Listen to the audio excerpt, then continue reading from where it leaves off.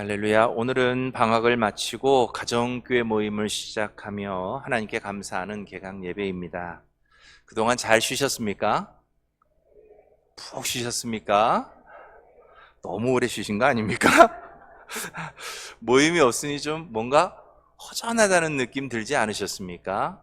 그래도 매주 보던 그 얼굴들, 오늘부터 시작되는 우리 가정교회 모임마다 하나님께서 행하실 놀라운 일들을 기대하실 수 있기를 바랍니다.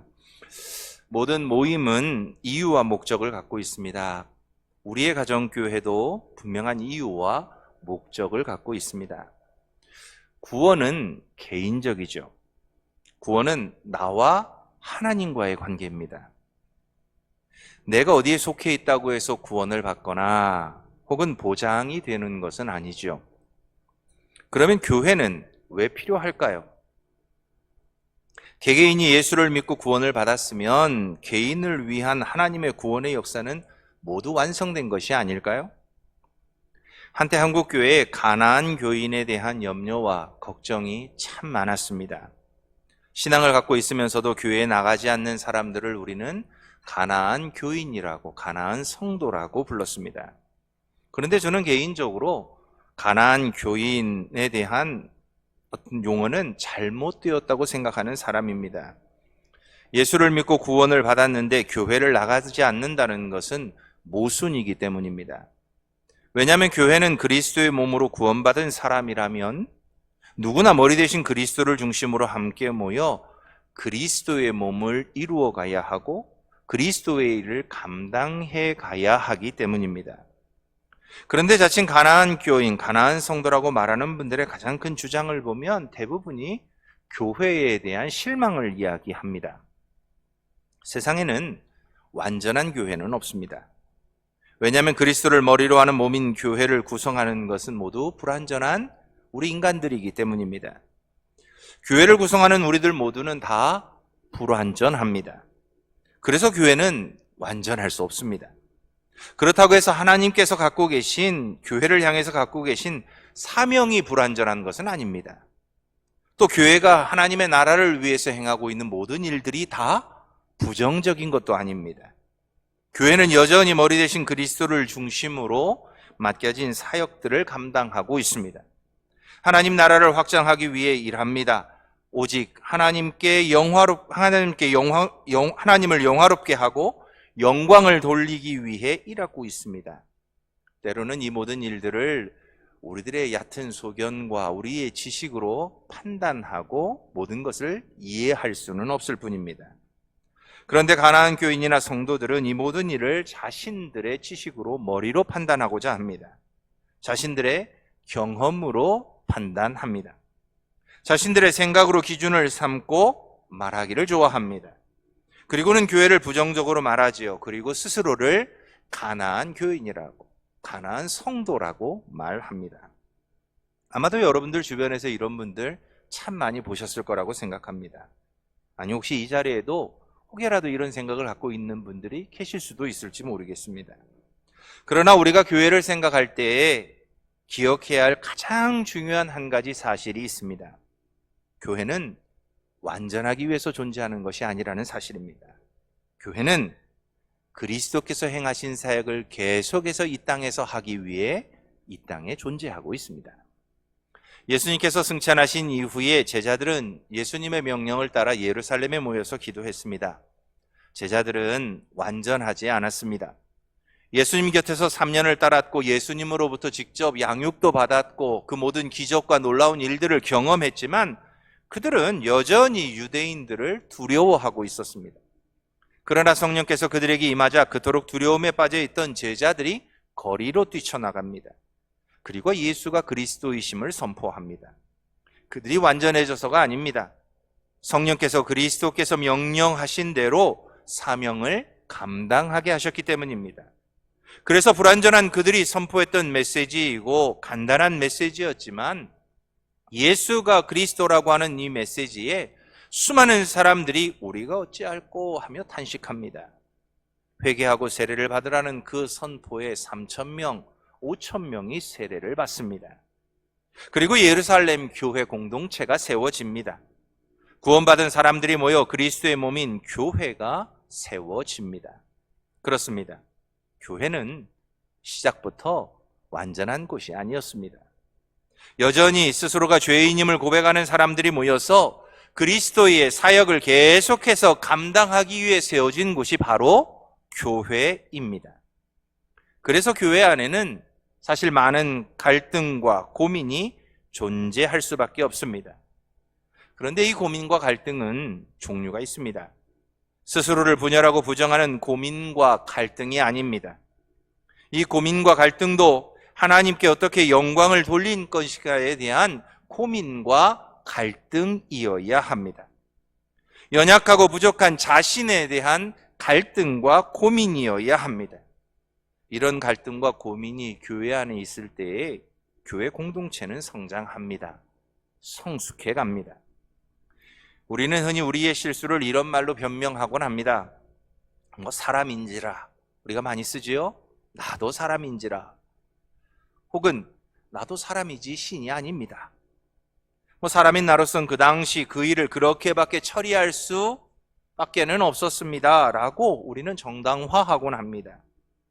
또 사실 우리들을 돌아봐도 우리들은 참 약합니다. 그래서 우리도 자주 말하지요. 본의는 아니지만, 그리고 실수하고는 아차 하거나 별 수 없지 이런 행동으로 우리는 가정이나 식구들 사이에서도 작은 실수들을 하곤 합니다. 사소한 말다툼도 분을 내므로, 오해로, 욕심 따위로 우리는 실수를 하곤 합니다. 그런데 여러분, 조금 전에 제가 말했던 것 다시 한번 잘 생각해 보시겠습니까? 본의 아니게 라고 하는 말을 반대로 말하면 뭐가 될까요? 본의에 맞게가 되겠지요. 일부러 했다는 뜻이겠지요. 혹은 제정신이 아니었나 봐. 그러면 그 반대말은 뭐지요? 제정신으로 했다는 거지요. 그렇습니다. 여러분이나 저나 우리 모두는 실수를 하고 싶어서 하는 경우는 거의 없습니다. 그러나 우리도 모르게 우리는 모두가 실수를 하며 살아갑니다. 그래서 실수를 보통 저질렀다고 표현하는지도 모르겠습니다. 내 의지나 내 생각이나 내 마음과는 다르게 나도 모르게 행한 일들이기 때문이죠.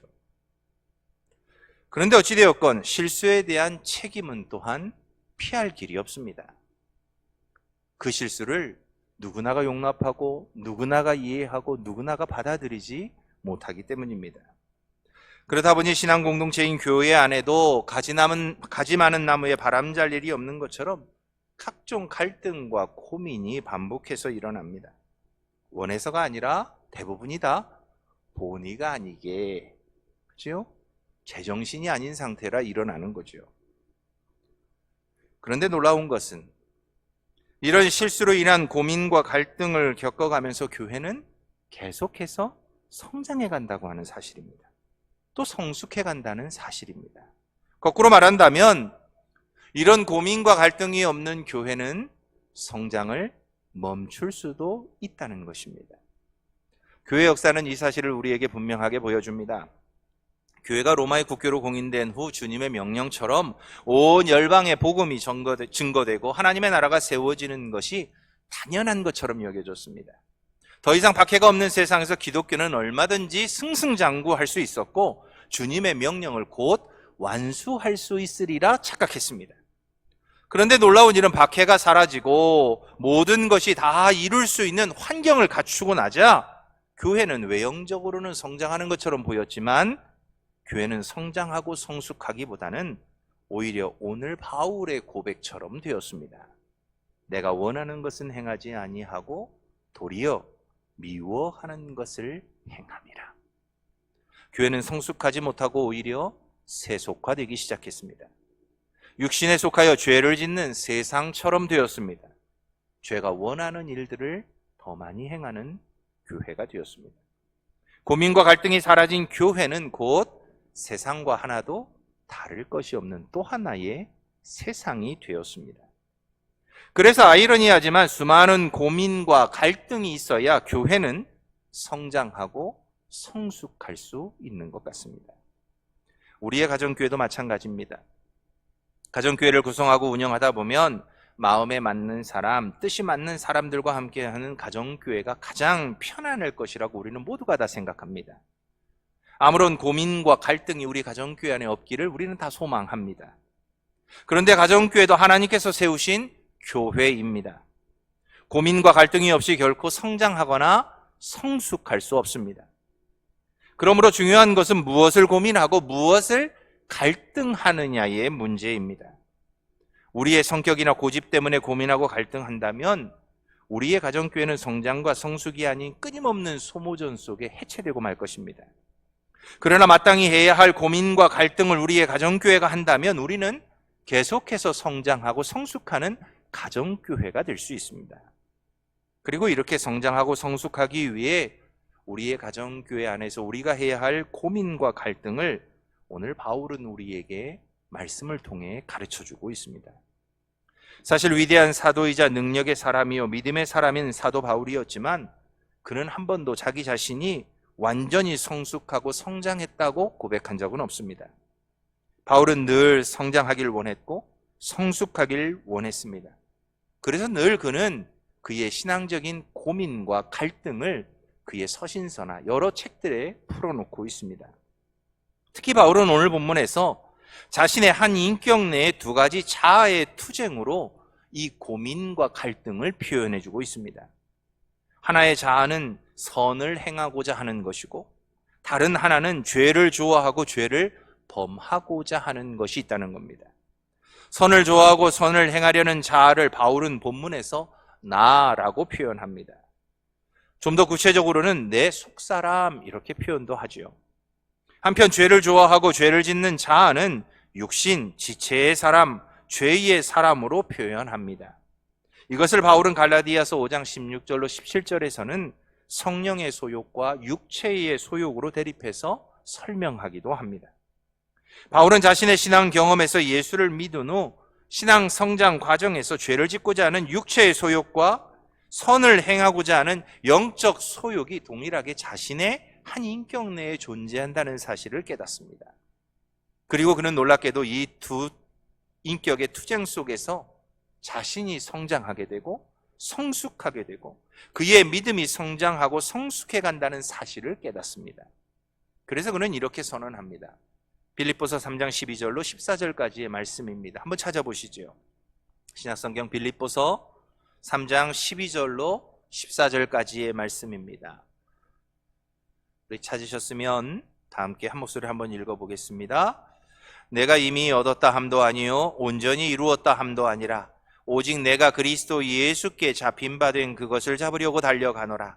형제들아 나는 아직 내가 잡은 줄로 여기지 아니하고 오직 한 일, 즉 뒤에 있는 것은 잊어버리고 앞에 있는 것을 잡으려고 표대를 향하여 그리스도 예수 안에서 하나님이 위에서 부르신 부름의 상을 위하여 달려가노라.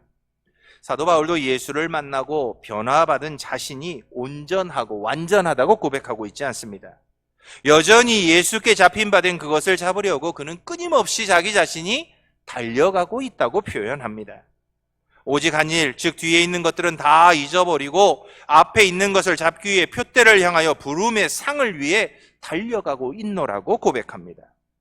바울은 여전히 자신은 얻은 것도 이룬 것도 아니라고 고백합니다. 자신의 내면에서 일어나는 고민과 갈등이 여전히 존재하고 있음을 고백합니다. 그렇다고 이 고민과 갈등으로 인해 자신의 길을 결코 멈출 생각은 없습니다. 고민과 갈등은 계속되지만 그는 표대를 향하여 계속해서 나아가고 있다고 선포합니다. 오늘 본문에서 우리는 이런 사도 바울의 솔직한 고백을 만나게 됩니다.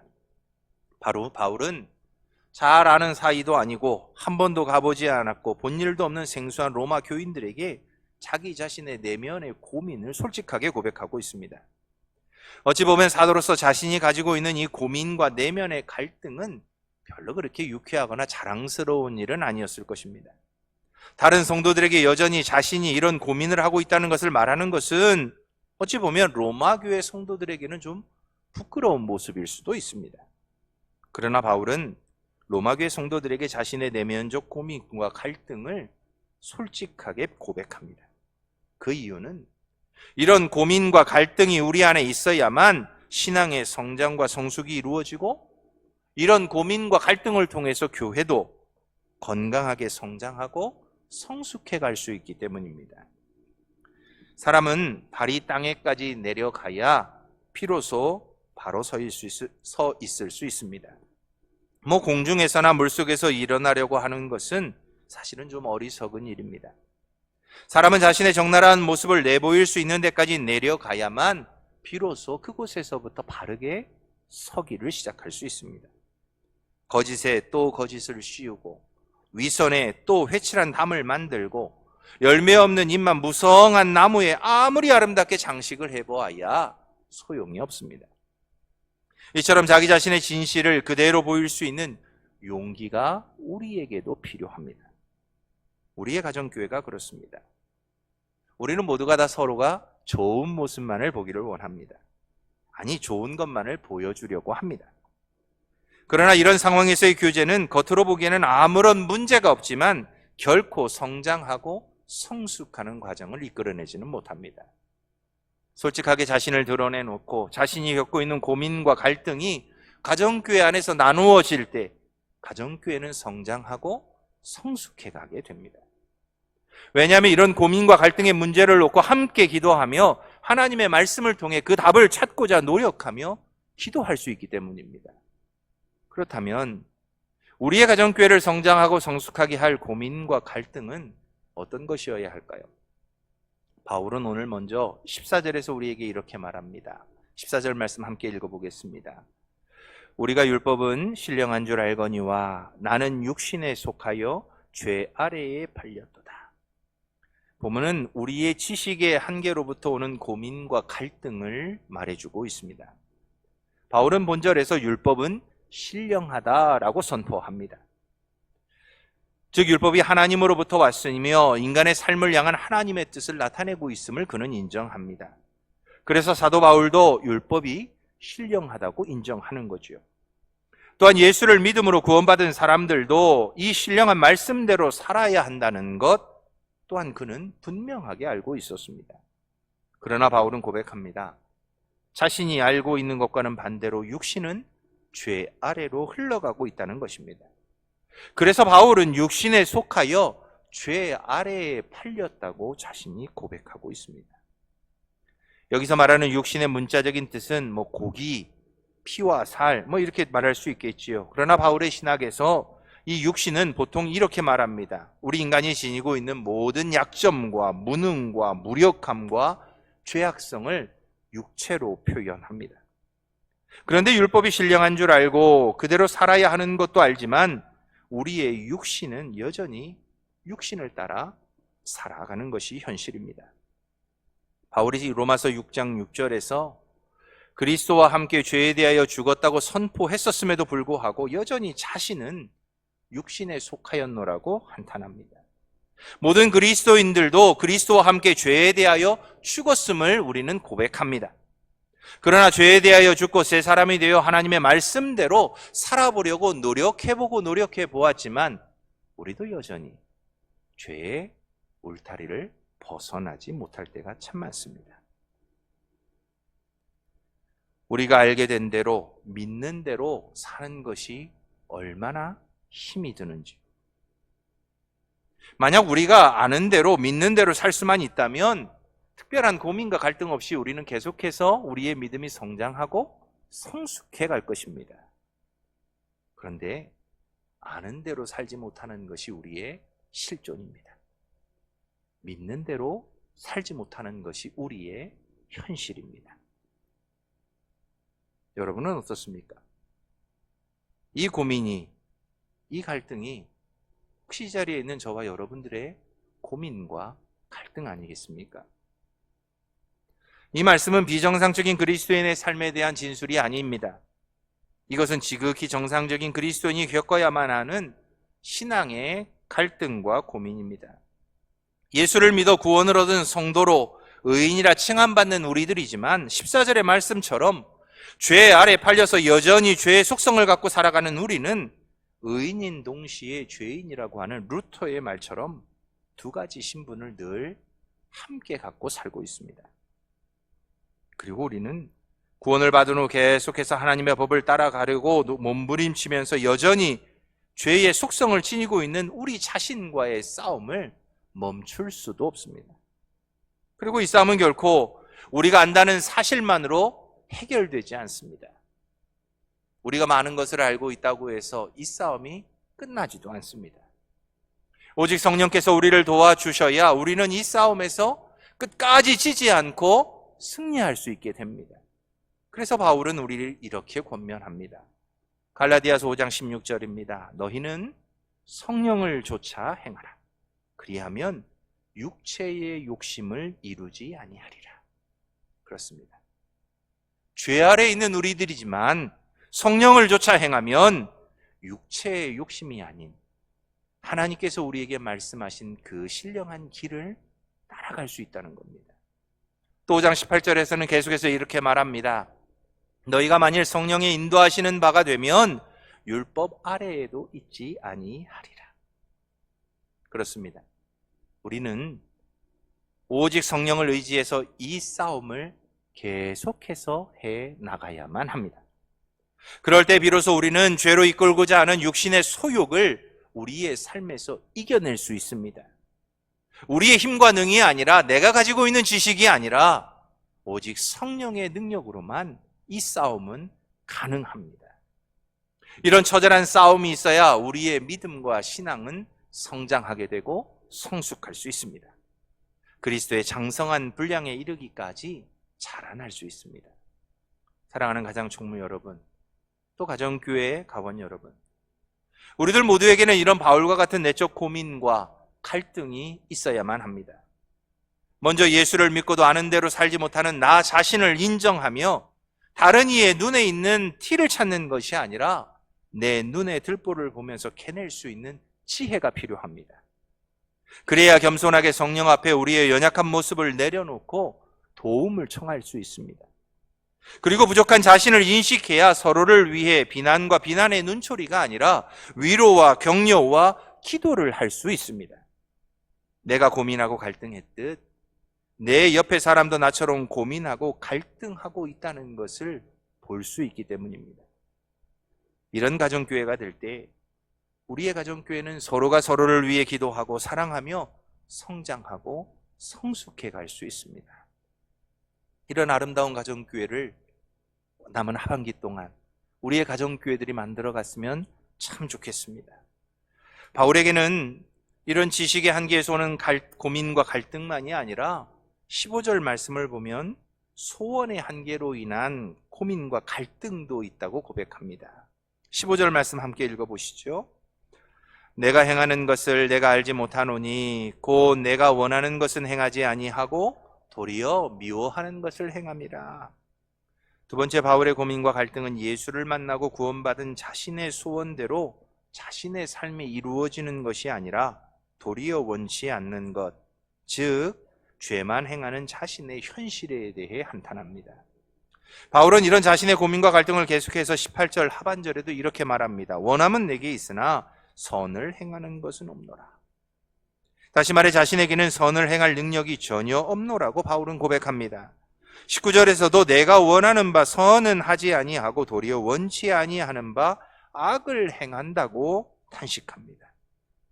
그래서 그는 7장 24절에서 자신의 소원대로 살지 못하는 자신을 바라보며 이렇게 탄식합니다. 오호라 나는 곤고한 사람이로다. 이 사망의 몸에서 누가 나를 건져내리야. 그 위대했던 사도도 자신이 소원하는 바와는 정반대로 자신의 삶에서 죄를 행하는 것에 대한 한탄과 절규를 합니다. 이것을 자신의 힘과 능력으로 마음대로 할 수 없다는 것에 대해 한탄합니다. 이런 바울의 모습에서 우리 역시도 우리의 가정교회 안에서 우리가 꼭 해야 할 고민과 갈등 중에 하나가 무엇인지를 깨닫게 됩니다. 사실 사람들은 어디에 있느냐에 따라서 무엇을 생각하고 어떻게 행동하느냐가 달라지곤 합니다. 그래서 우리 옛말에도 까마귀 노는 데는 백로도로 가지 말라고 하지 않습니까? 맹모 삼천지교라는 말처럼 교육만을 위한 것이 아니라 우리의 가치관, 우리의 삶을 어떻게 지키고 가꿀 것인가에 대한 우리의 깊은 고민이 환경과 아주 밀접하게 관련을 맺고 있습니다. 유유상종이라는 말처럼 죄악 속에 살면 죄가 죄인 것을 깨닫지 못합니다. 아브라함을 떠나 소돔 법한을 택했던 롯이 그러했습니다. 하나님의 천사가 그들을 구원하기까지 그는 결코 자신이 사는 성읍이 어떠했는지에 대한 이해가 전혀 없었습니다. 죄보다 물질이 더 소중했기 때문입니다. 악한 행실로 가득한 도성보다 자신의 불어나는 재산을 더 소중하게 생각했기 때문입니다. 우리는 악한 곳에 살아도 얼마든지 나는 선하게 살 수 있다고 자신할 때가 있습니다. 그러나 사람들은 살아보면 깨닫습니다. 결코 내가 살고자 원하는 대로 우리는 마음대로 살 수 없다는 것을요. 운동을 하는 사람들은 누구나 기초가 중요하다고 말합니다. 그래서 자신이 마음대로 운동하던 사람이 만약 정식으로 다시 기초부터 운동을 배우게 되면 몇 배나 더 힘이 드는 것을 봅니다. 자신에게 잘못 배어있는 운동 습관을 바꾸는 일은 애초에 처음부터 기초를 쌓는 일보다 몇 배 더 힘든 수고가 필요합니다. 아무리 코치가 가르쳐주고 훈련해도 자신의 것을 버리고 새롭게 배운 기초를 자신의 몸에 배도록 하는 데에는 정말 많은 노력과 수고가 필요합니다. 마찬가지입니다. 우리가 예수를 믿었다고 완전히 새롭게 태어나 우리의 마음과 육체가 말 그대로 거듭나 백지 상태에서 시작할 수만 있다면 참 좋겠습니다. 그냥 우리 모두 다 세탁기 속에 싹 집어넣어서 깨끗하게 나와서 다시 시작할 수 있으면 정말 좋겠습니다. 그런데 그런 일은 결코 일어나지 않습니다. 여전히 우리의 마음과 몸은 이전의 습관을 그대로 기억하고 있습니다. 육신대로 살던 경험치가 어디로 가는 것이 아닙니다. 믿음 생활을 하면서도 여전히 우리의 말과 행동은 우리가 갖고 있었던 이전의 경험치를 그대로 반영해 줍니다. 우리도 모르게 자꾸 육신을 따라 그래서 죄를 짓습니다. 마음은 원하지만 몸이 따라오질 않습니다. 바울은 이런 자신을 바라보며 고민했습니다. 갈등했습니다. 그리고 이런 고민과 갈등이 더욱 그를 위대한 사도의 길로 안내했습니다. 그래서 그는 철저하게 자신을 내려놓고자 힘썼습니다. 자신이 그동안 자랑해오고 자신이 아닌 예수 그리스도만이 자신을 통해 존귀하게 되고 예수 그리스도만이 자신을 통해 증거되기를 소망했습니다. 그래서 그는 고백합니다. 고린도전서 10장 31절입니다. 그런즉 너희가 먹든지 마시든지 무엇을 하든지 다 무엇을 위해서? 하나님의 영광을 위해서 하라. 고린도후서 4장 5절에서는 또 이렇게 고백합니다. 우리는 우리를 전파하는 것이 아니라 오직 그리스도 예수의 주 되신 것과 주 또 예수를 위하여 우리가 너희의 종된 것을 전파하노라. 고린도후서 4장 10절에서는 이렇게 고백합니다. 우리가 항상 예수의 죽음을 몸에 짊어짐은 예수의 생명이 또한 우리 몸에 나타나게 하려 함이라. 그리고 빌립보서 1장 20절에서는 이하에서는 이렇게 말합니다. 나의 간절한 기대와 소망을 따라 아무 일에든지 부끄러워하지 아니하고 지금도 전과 같이 온전히 담대하여 살든지 죽든지 내 몸에서 그리스도가 존귀하게 되게 하려 하나니. 그러면서 바울은 권면하지요. 너희 안에 이 마음을 품으라. 곧 그리스도 예수의 마음이니. 그렇습니다. 그리고 디모데후서 3장 12절에서 그는 결론적으로 이렇게 말합니다. 무릇 그리스도 예수 안에서 경건하게 살고자 하는 자는 박해를 받으리라. 예수를 믿고 예수님이 원하는 대로 산다는 일은 쉬운 일이 아닙니다.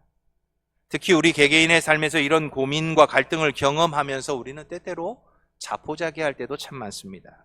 난 안 돼. 혹은 그냥 이렇게 사는 거지. 다들 이렇게 살잖아. 나만 특별해야 돼. 우리 이렇게 생각하기 참 쉽습니다. 그리고는 우리의 고민과 갈등을 끝내려고 할 때가 참 많지요. 그냥 겉으로는 새 사람인 척, 그러나 여전히 마음과 생각과 행동은 변함없이 과거의 나로 살아가고자 합니다. 그러면서도 모든 것이 다 괜찮을 거야 라고 착각하죠. 한 알의 밀알이 땅에 떨어져서 싹을 틔우고 뿌리를 내고 줄기를 내어 열매를 맺기까지는 참 고통스러운 과정을 지나야 합니다. 말 그대로 자신은 썩어야 합니다. 그래야 새로운 새싹이 나오고 뿌리도 나오고 줄기도 나옵니다. 애벌레도 나비가 되기까지 참 고통스러운 시간을 겪어야만 합니다. 번데기 안에서 자신의 몸 전체가 세포의 수프 혼합물로 용해되고 세포 분화와 성장 과정을 거쳐서 화려한 나비가 될 때까지 그 애벌레도 고치 안에서 참 고통스러운 시간을 보내야만 합니다. 그래서 바울도 예수를 아는 지식이 가장 고상하기에 그를 위하여 모든 것을 잃어버리고 다른 것들은 다 배설물처럼 여겼다고 고백합니다. 철저하게 자신을 예수님 안으로 밀어넣고자 합니다. 예수님만이 자신을 덮고 자신을 통해 드러나게 하고자 합니다. 그렇습니다. 선을 행하고자 하지만 여전히 악을 행하는 우리의 한계를 인정하고 우리는 바울이 행한 것처럼 우리들을 예수님께 밀어넣기 위해 힘써야만 합니다. 이 일은 바울이 고백하는 것처럼 예수님을 닮기 위해 예수님 곁에 늘 있기 위해 힘쓰는 것에서부터 시작됩니다. 예수님을 언제나 우리 눈에 담을 수만 있다면 우리는 죄를 향하고 악을 향하는 발걸음을 제어할 수 있습니다. 편안한 삶이 아니라 비록 박해를 받는다 해도 예수님을 바라보며 경건하게 살고자 한다면 우리는 원하는 선을 행하며 살아갈 힘과 능력도 주님으로부터 공급받을 수 있습니다. 중요한 것은 언제나 주님을 내 시선에 두고 있느냐입니다. 우리의 가정교회도 마찬가지입니다. 우리의 가정교회도 주님을 시선에 두기 위해 모이는 곳입니다. 세상 이야기, 정치 이야기, 가정 이야기, 이것이 중심이 아닙니다. 가원들 간의 교제와 친교 중요하지요. 그러나 그것도 주 목적은 아닙니다. 예수님을 닮아가기 위해 서로가 서로를 도와 주님을 언제나 우리의 시선에 두기 위해서 우리의 가정교회는 모이고 있어야 합니다. 그러므로 우리의 가정교회에서도 늘 이런 고민과 갈등이 있어야 합니다. 원하는 선을 행하지 못하는 연약한 나를 어떻게 원하는 선을 행하며 살아가게 할 것인가에 대한 고민과 갈등 말입니다. 그래야 우리는 주님을 바라보며 주님을 닮아가며 성장할 수 있습니다. 성숙할 수 있습니다. 바울이 자신을 내려놓고 주님만을 내세움으로 위대한 복음의 사도가 되었던 것처럼 우리의 가정교회도 주님만을 바라보고 선을 행함으로 하나님의 나라를 널리 확장해가는 일에 쓰임받는 가정교회들이 다 되었으면 좋겠습니다. 사랑하는 서산교회 성도 여러분, 우리는 자전과 공전이 계속되는 지구 위에 발을 딛고 있습니다. 혹시 지구의 자전하는 속도가 어느 정도나 되는지 알고 계십니까?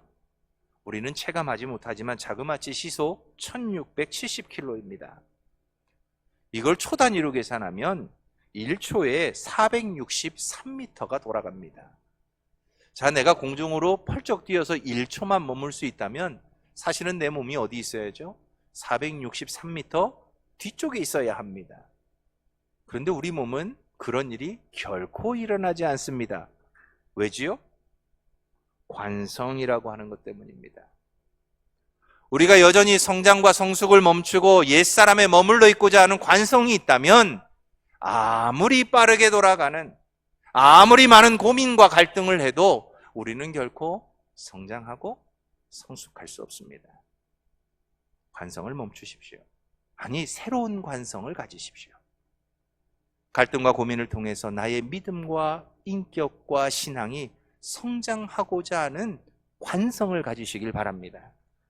그러면 여러분들의 눈이 하나님의 말씀에 있고 여러분의 눈이 예수 그리스도에게 주어진다면 우리는 어떤 갈등과 고민이 우리의 가정교회 안에 있어도 성장하고 성숙할 수 있습니다.